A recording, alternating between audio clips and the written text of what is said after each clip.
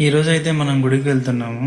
గుడి ఎక్కడరా అంటే రుద్రవరంలో ఉన్న శ్రీ వెంకటేశ్వర స్వామి టెంపుల్ ముందు అయితే మనకు చెరువు ఉంటుంది. అంటే ఆల్మోస్ట్ మనం వచ్చేసినట్టే. మనమైతే ఇప్పుడు గుడి ఎంట్రన్స్ దగ్గరికి అయితే వచ్చేసాము. మీరు చూడొచ్చు గుడి ఎంట్రన్స్. ఇక్కడ గుడిలో అయితే అన్నదానం చేస్తున్నారు. నేను కొంచెం లేట్గా వెళ్ళడం వల్ల అన్నదానం ఆల్రెడీ స్టార్ట్ చేసేసారు. సరే అని చెప్పి దర్శనానికి అయితే గుడిలోకి వెళ్ళాను. మనకైతే ఇక్కడ ఎంట్రన్స్ లోనే శ్రీ అలవేలి మంగమ్మ వారి దర్శనం ఇస్తారు.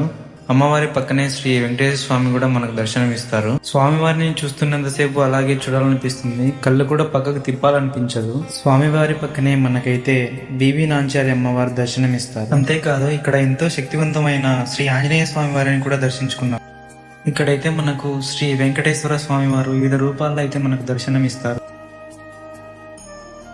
ఎంతో భక్తితో ఇక్కడైతే దీపాలు చాలా బాగా వెలిగించారు.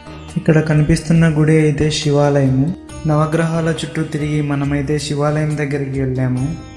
ముందుగా నందీశ్వరుని దర్శనం చేసుకుని తర్వాత పరమశివుడి దర్శనం కూడా చేసుకున్నాము. ఇక్కడైతే నేనే దర్శనం అయ్యాక గుళ్ళో నుండి బయటకు వస్తున్నాను. నెక్స్ట్ అయితే క్యూ లైన్లో నిలబడి అన్నప్రసాదం తీసుకున్నాము. అన్నప్రసాదం చాలా బాగుంది. తిన్న వెంటనే ఇంటికి బయలుదేరాను.